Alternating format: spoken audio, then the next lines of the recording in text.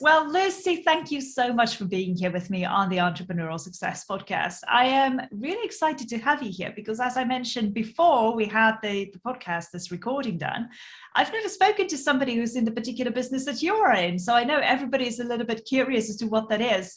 So before we get started, why don't I hand over to you so you can introduce yourself to the audience and tell us what you do? Thank you very much. Well, I'm Lucy Cawkwell and I run a tutoring agency called Osborn Cawkwell Tuition.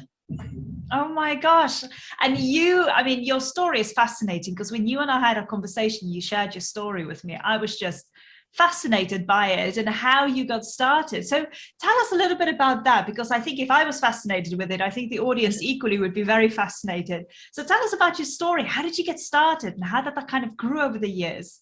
Yes, thank you. Well, I started as a tutor in my gap year. So 1991, 1992, I started tutoring myself as a tutor for another agency. At the time, there were only a handful of agencies in London, so it was quite a specialised thing to do.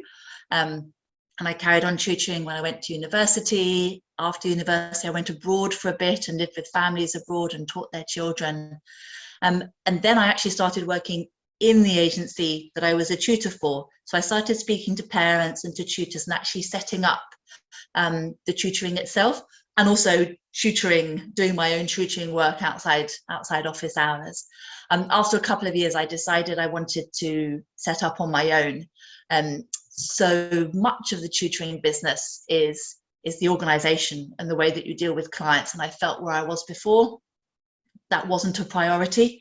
And I really wanted to make sure that clients really felt looked after when they sort of contacted someone to ask for a tutor. So I set up my own agency in 2000. At the time, it was just me. Luckily, I had about 12 tutors who worked for me, and I had a handful of clients as well. And from there, it's just grown. I now have a team of 5 consultants and admin people who support me, and we have around 150 tutors on our books who we place with children. Oh my God, it is fascinating. And just the fact that you've grown this business over 20 years is really astounding. And you said you started with a handful of clients. And I think this is so inspirational for other people because yes, you fell in love with tutoring from a very young age and that kind of grew and evolved to where you are now. It's not something that just happened overnight. Success doesn't happen overnight, let's face that. Well, but the mere fact that you took that on and you just grew that from you yourself to a small team of tutors to over 150 tutors is incredible. Thank you. Well, interestingly, when I started in 2000, there were still very few agencies around, but people were starting to get interested in tutoring and tutors and what that could do for their child. So there was quite a demand for it. So in the first 10 years, we grew rapidly. And then interestingly, other tutoring agencies started to pop up, and the market became harder to find clients. So actually, I'd say my journey to begin with was very easy, but I'd say in the last 10 years, I've had to be more strategic. Yeah. Because there are so many agencies now. And as I grew through word of mouth, other agencies have grown through word of mouth because it is all about parents talking to other parents and recommending your services. Yes. So it hasn't been a smooth ride. I've had to become more savvy and more businesslike. To begin with, I just did what I loved. And then I started to think, okay, I can't just do that because it's not bringing in as much business as I would like. So I had to get some business savvy, as it were. I know, but it's still extraordinary. I mean, yes, with everything, doesn't matter what kind of niche or industry you're in, there will always be competition. I think in your case, it's just, those first 10 years was quite fairly new for your kind of niche, but over time that kind of caught on. And now you're just redeveloping yourself, your strategy in order to accommodate this competition. But again, I always say to people, don't think about competition, because at the end of the day, you as an individual running your business, you're unique. There's no other Lucy out there who does what you do. And because of that, people then connect with you as a business owner, with the goals, the foundations that you have in place. And that's what's important. That's what you've got to focus on. So I love your story. But the reason also I wanted to bring you on here is because we have obviously seen, over this COVID period, that a lot of parents had to obviously do homeschooling. Yes. And a lot of people struggled in that sense, because now from a mother, now they had to become a teacher, almost like in a classroom, and not everybody's got those skills and those strengths. So I really take my hat off to every single mum who had to go through that, or every single parent, because let's face it, it's not just the mums. Every single parent who had to go through that, I really take my hat off. But from your point of view, as a tutor, what was your kind of experience through this period, and what did you see happening? Crikey, it's been 2 years of huge ups and downs. As you say, yes, parents were really put on the spot when they had to take charge of their children's education. I often, when parents call to ask for a tutor, there sometimes is a bit of a grumble. They say, I don't really want to get a tutor for my child. I should be able to give them the help that they need. But I've forgotten the stuff I did at school, so I don't understand what they're doing. And also, I don't have time to sit down. I've got other children, I've got work, I've got, admin to do. And so, yes, the tutor would be really helpful. And also the relationship between a parent and child is obviously very highly charged. I myself, I've got 2 children, 5 and 10, and I thought very smugly that I'd be able to tutor them brilliantly, because I've had a long time tutoring and working with children.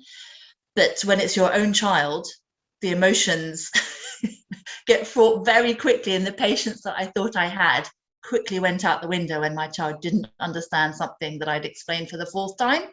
Whereas with another child, I would be perfectly happy to spend half an hour thinking of many different ways to explain a concept.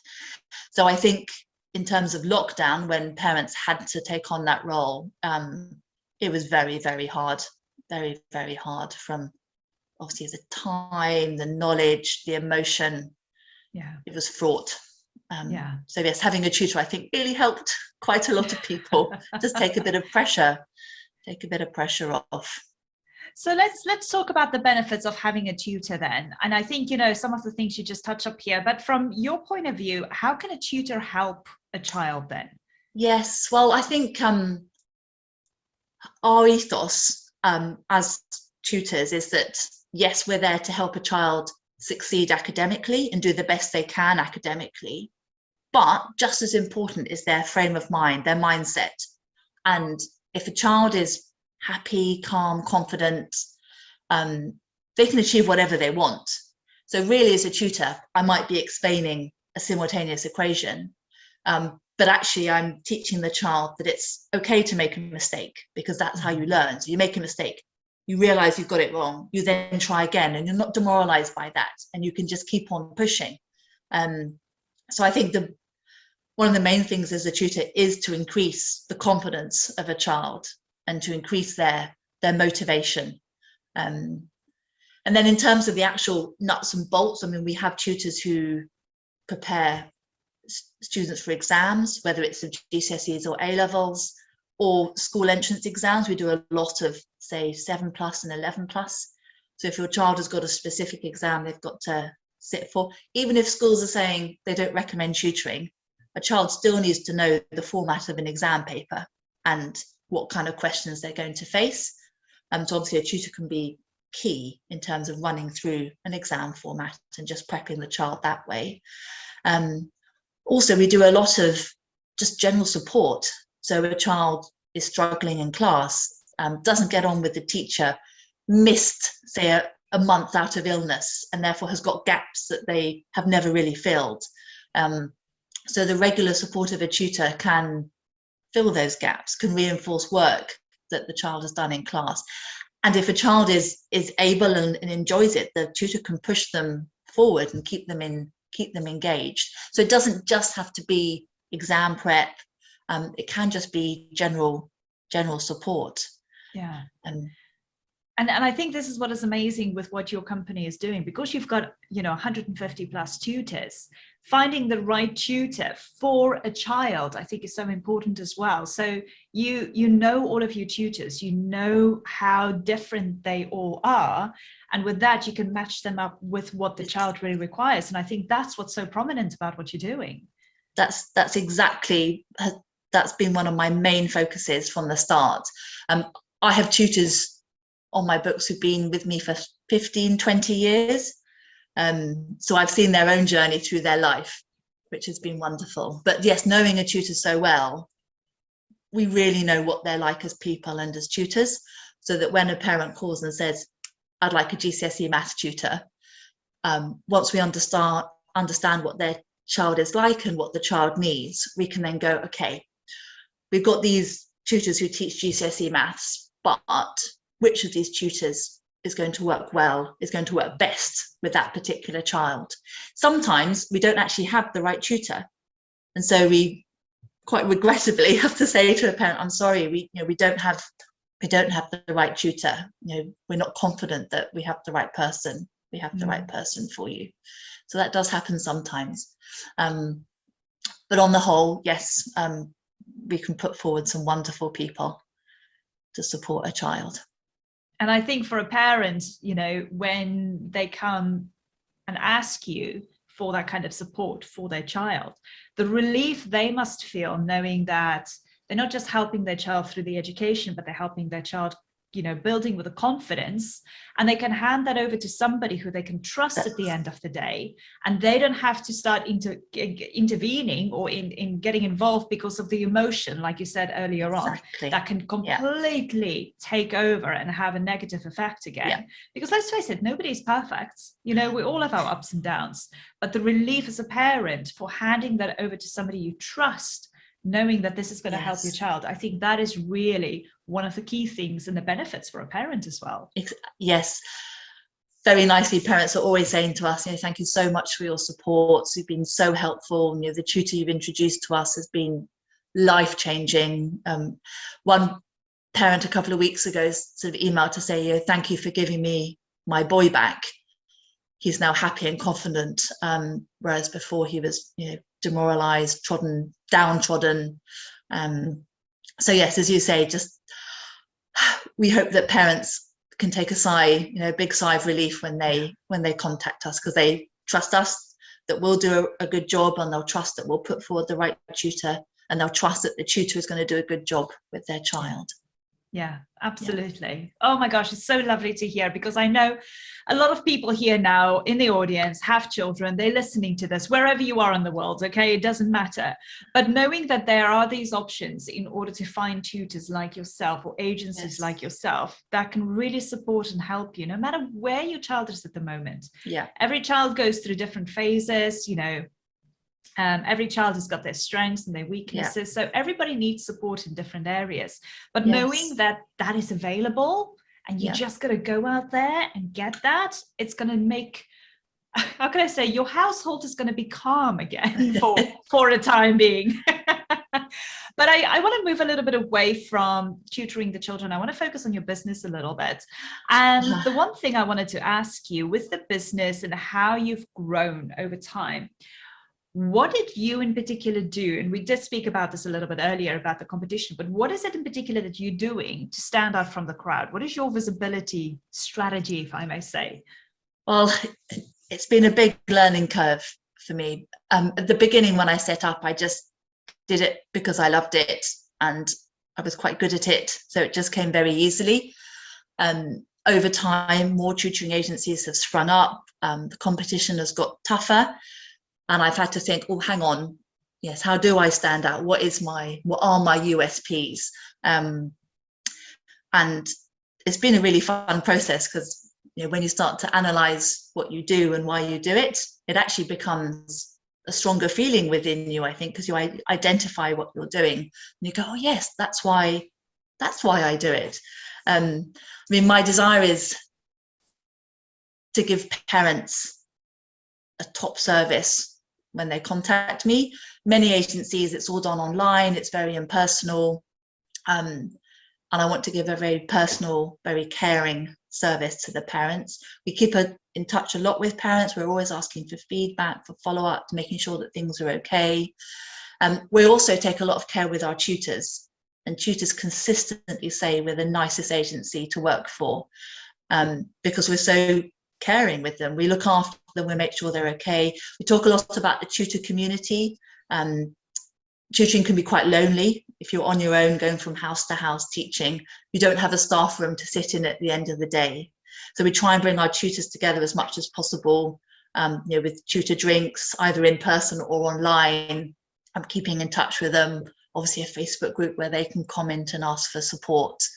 So we've just tried to make what we do very, very caring, quite loving, I suppose, and to make, distinguish ourselves more that way. And also I do have competitors who have hundreds, thousands of tutors on their books, but my view is you can't know thousands of people well. So I've decided to keep my agency small so that we do know our tutors very well. And it becomes a bit more like not quite recruitment, but it's so specialized. When a parent asks us for someone, the brief can be so specialized that we really have to think about who we're going to match. So we take our time over that, as opposed to just firing back a CV saying this tutor is going to work. We take our time.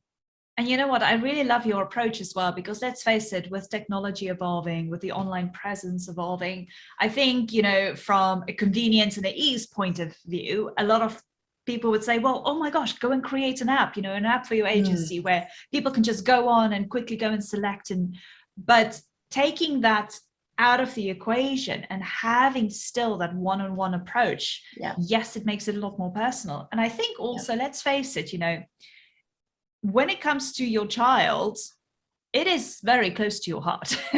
Absolutely. And you want to have a one-on-one conversation with somebody because of the individual's uniqueness, because of the circumstances that are different from every other circumstance.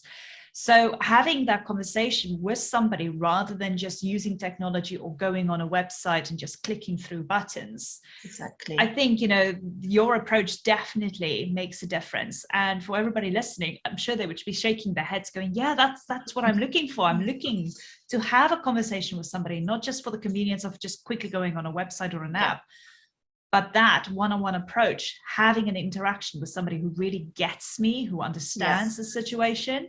That's what they're looking for. So I love that approach. And I think, definitely that's what's making you stand out. So tell me a little bit about, over the 20 years, because, oh my gosh, for somebody who's been in business for 20 years, I mean, hats off to you.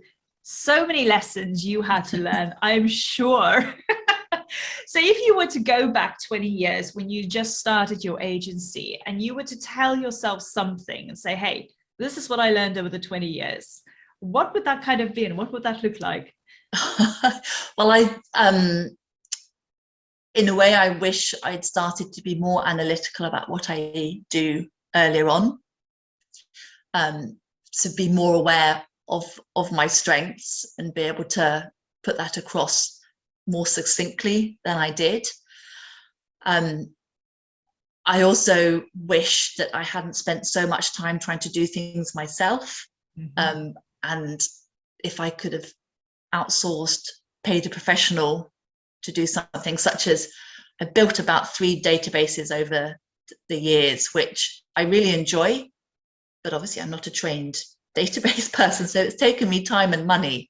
And I wish I'd just paid someone at the start to do exactly what I needed. That would have been much more efficient. And even I remember when the whole GDPR thing came out, how many years, 5 or 6 years ago?